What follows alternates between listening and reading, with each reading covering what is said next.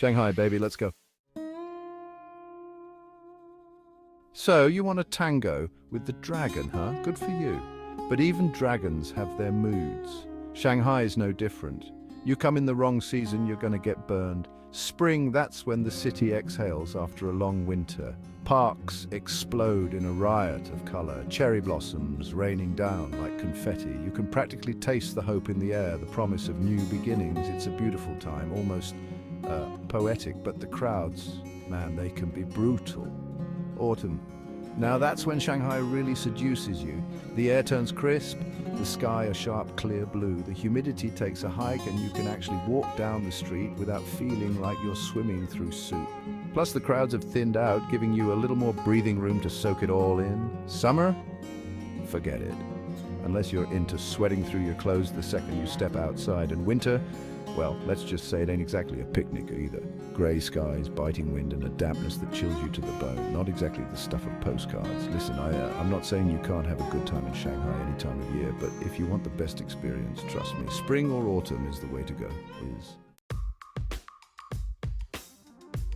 All right, you've landed. You've conquered immigration, wrestled your bags off the carousel, and now you're staring out at a sea of unfamiliar faces. Don't panic. Getting around Shanghai is easier than you think. Two main airports, Pudong and Hongqiao, act as your gateways to this urban jungle. Pudong, that's your international hub, a sprawling testament to China's global ambitions. Hongqiao, it's more your domestic affair. But don't let that fool you, it's no slouch either.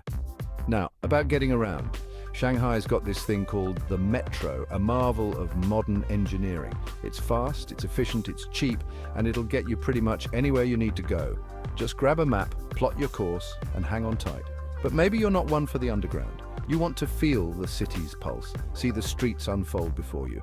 No problem, hop in a taxi, they're everywhere. Just be prepared for a bit of a language barrier, or do what the locals do and embrace the world of ride-sharing apps. Feeling adventurous, rent a bike. Shanghai's surprisingly bike-friendly with dedicated lanes and a growing cycling culture. Just watch out for those scooters. They're like angry bees buzzing around with no regard for human life. Of course, you can always walk. Yeah, I know. It sounds crazy in a city this big, but trust me, some of the best discoveries are made on foot, wandering down alleyways, stumbling upon hidden courtyards, getting lost in the urban tapestry. Chapter 3. The usual suspects. Shanghai's greatest hits. All right, let's talk tourist traps. I know, you're too cool for that. You want the authentic experience, the road less traveled. But listen, even the most jaded traveler has to pay their respects to the classics. And in Shanghai, that means hitting up the big guns. First up, the Bund. That iconic waterfront promenade, a postcard-perfect panorama of colonial architecture and futuristic skyscrapers.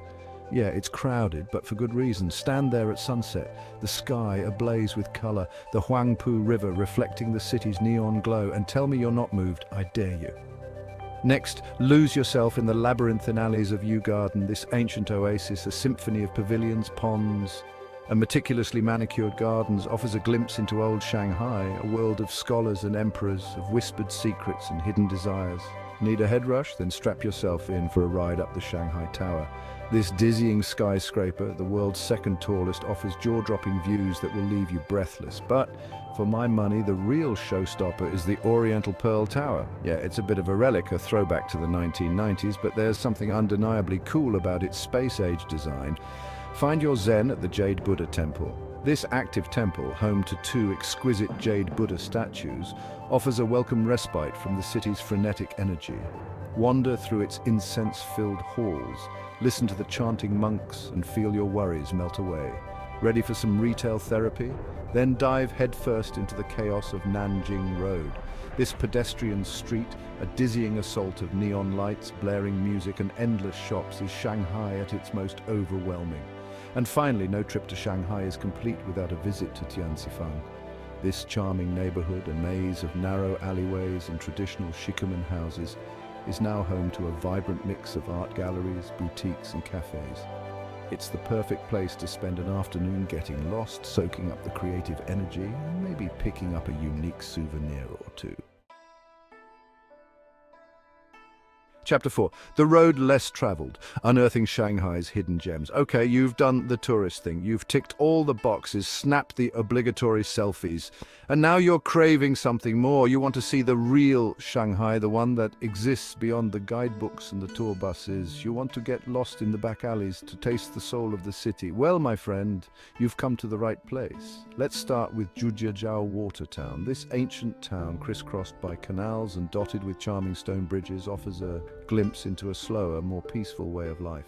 Wander its narrow streets, sample local delicacies, and let the tranquility wash over you.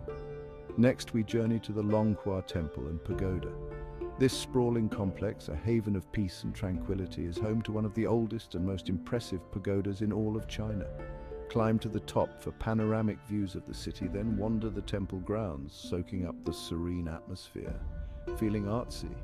Then head over to the M50 Art District. This former industrial area, now a thriving hub of creativity, is home to a dizzying array of art galleries, studios, and workshops. Get lost in the labyrinthine streets, discover emerging artists, and maybe even pick up a unique piece of art to take home. For a taste of local life, venture out to the French Concession. This charming neighborhood, a legacy of Shanghai's colonial past, is now a trendy mix of cafes, boutiques, and restaurants. Stroll down tree-lined avenues, sip coffee in charming cafes, and soak up the unique atmosphere. And for a truly offbeat experience, check out the Shanghai Propaganda Poster Art Center. This quirky museum offers a fascinating glimpse into China's tumultuous past, showcasing a vast collection of propaganda posters from the Mao era. Chapter 5. A culinary odyssey devouring Shanghai's delights. Listen up, folks, because this is important. Shanghai is a food city. No, scratch that. Shanghai is the food city. This is a place where you can eat like royalty for the price of a song, where street food stalls elevate humble ingredients to an art form, and where Michelin-starred restaurants push the boundaries of culinary innovation. So loosen your belts, ditch your diet plans, and prepare to embark on a culinary odyssey that will tantalize your taste buds and leave you craving more. First things first, you gotta try the xiaolongbao. These delicate soup dumplings, filled with a savory pork broth and steamed to perfection, are a Shanghai institution. Just be careful not to burn your mouth on the hot soup inside. Next up, shengjianbao. These pan-fried pork buns, crispy on the bottom and juicy on the top, are the perfect street food snack. Grab a few from a street vendor and devour them while they're hot. If you're feeling adventurous, try the hairy crab. This Shanghai delicacy, available only in the fall, is prized for its rich, creamy roe. It's messy to eat, but trust me, it's worth the effort. For a true taste of local life, head to Nanjing Road. This bustling street food market is a feast for the senses, with vendors hawking everything from grilled skewers to spicy noodles to stinky tofu. Just come hungry and be prepared to try something new. And if you're looking for a fine dining experience, Shanghai has you covered. From Michelin-starred restaurants to innovative fusion cuisine, the city offers a dizzying array of options to satisfy even the most discerning palate. Just be prepared to shell out some serious yuan for the privilege. So there you have it, kids. Your crash course in navigating the urban jungle that is Shanghai. We've hit the highlights, delved into the back alleys, and stuffed ourselves silly with culinary delights. But this is just a taste, a small bite of a city that offers endless possibilities for exploration and discovery. Shanghai is a city that gets under your skin, that stays with you long after you've left its neon-lit streets behind. It's a city of contrasts, of ancient traditions colliding with futuristic ambitions, of whispered secrets and boisterous street life. So go on, get out there and experience it for yourself. Walk a little slower, look a little closer, and don't be afraid to get lost, because in Shanghai, the journey is just as important as the destination. Safe travels, my friends.